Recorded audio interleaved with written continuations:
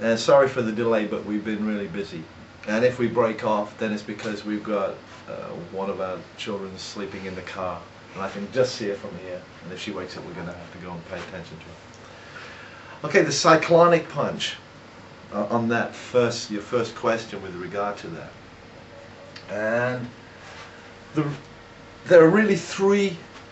If you just think of shots at three ranges, and either left of the midline, right of the midline bit of the bag, above the midline or below it, and if you take the cyclonic bit is simply the way which you continue to accelerate the shot after the impact. Because if you retract the hand that way, I've always found that I don't get the if I was clawing something, digging a hole or whatever it is, I could do it with a spade. Sure, I go in and I pull it out, I dig it in and I pull it out. But if you watch an animal, a dog dig a hole, it does this. So that would seem to be the more natural of the action to actually try to produce. And you do that either on a very small scale or a large scale. If I'm close, the shot is much more direct because I haven't got the time to cycle the movement, if it was so to speak. There's a pulling action in the shot, but as I come out further, the shot becomes more pulled rather than straight. That cyclonic action not only allows me to produce a lot of power. You know, if I'm moving, if I'm walking along, and I roll my hips, I increase the contact time of my feet with the ground. And I do the same thing with my shoulder. If I'm close, the movement has got to be it's a jump movement because I haven't got time, if it were, to whip it. I haven't got time to wind it up and release it. Because it's more, these shots which are out are more time shots. They're more counter shots to an action. Or if there's an opening there, I'll let it go from any position or any angle. And so the timing and the distance, if you like, has got a lot to do with how you develop the shot. What time frame have you got to develop the shot in? And as I said, if I'm rolling the shot, the shoulder as it moves will continue to accelerate for a longer period. Whereas if I do that, it's made the contact, but it hasn't created the follow through which I need to finish the shot. Think about it that I use my body to throw a shot. Actually, I transfer the momentum of my body into the hand. And if I concentrate on the hand, I'll usually make the shot, and it'd be rather like a knife, driving a knife in. What do I want to drive in? Sure, I want to drive the tip of the knife in the guy, but the way I actually get the depth of penetration is I try to drive the handle into him. I forget the knife. And so I'm looking for parts which, if you like, are the thing which are actually supporting, forming the base of which the hand will accelerate. So it's my tricep, if you like, that's going to move the elbow. But if I've moved that elbow to that position with the whole of my body, the tricep is a bonus, if you like, on the follow through. I don't know if that makes sense.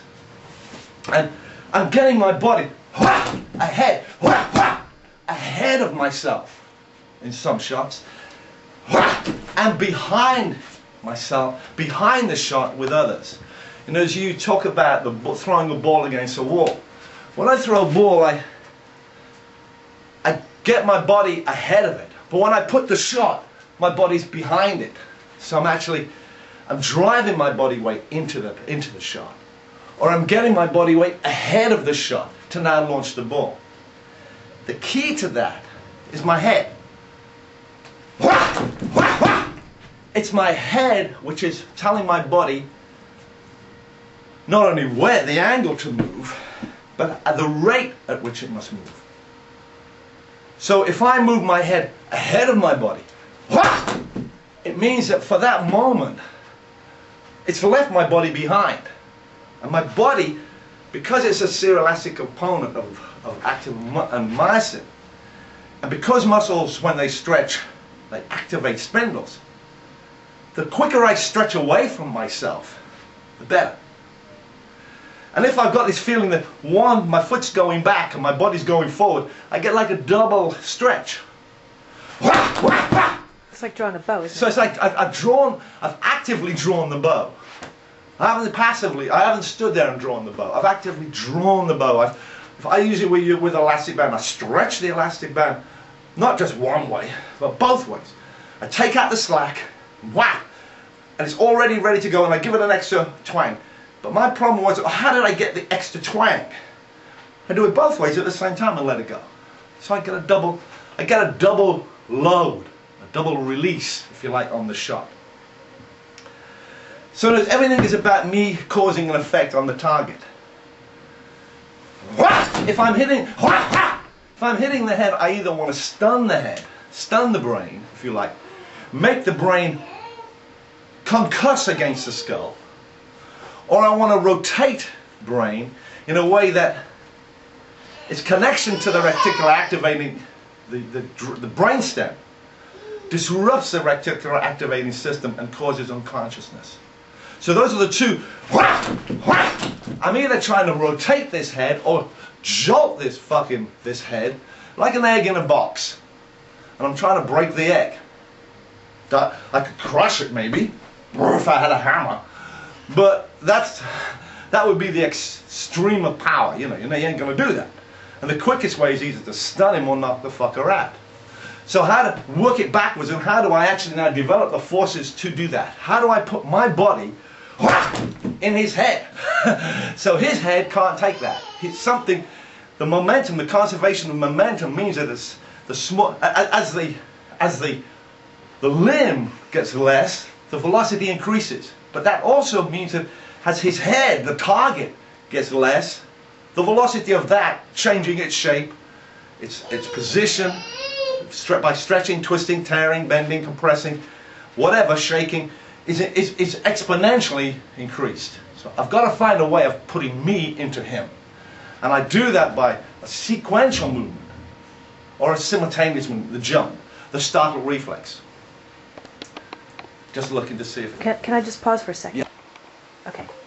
And the reason I dip shoulders and move my body in different positions is not only to get angles, but sometimes I get more muscle in that plane than I do in this plane. And so there's more muscle in that diagonal plane than it would be if I was working in a vertical. That doesn't mean I have, but I've got to learn to hit from what? Every position and every angle, whether my hands are up, fucking down in my pockets, or what the fuck. It doesn't really make any difference. I've got to apply the same principle hitting to the target to destroy the bit I'm hitting, or disrupt it or damage it. So sometimes this is it's a kind of misrepresentation when it becomes cyclonic punch. It's like rather shredders and all the other fucking stuff they've got out of that crazy monkey covers or whatever it is. So that's startle, what you talk about. How do I startle my body? You've got lots of references, and it's just when I used to walk along, be walking down the street, and I do this. You walk along, you naturally make an adjustment. That becomes what? That becomes the adjustment I use in a step. It doesn't require that I need to what? Think about it. Whereas if I did this, then I've lost that natural adjustment which I'd make not walking down the street. In the same way, if I hear a bang or a noise or something startles me, I exaggerate the reflex. I exaggerate how I would have responded if I had heard a noise. So I hear a bang. I hit him. He is my cue to fucking release the gun. He has just scared the shit out of me, in effect. Now I'll let him have it. So he knows I use, but I've got to be familiar.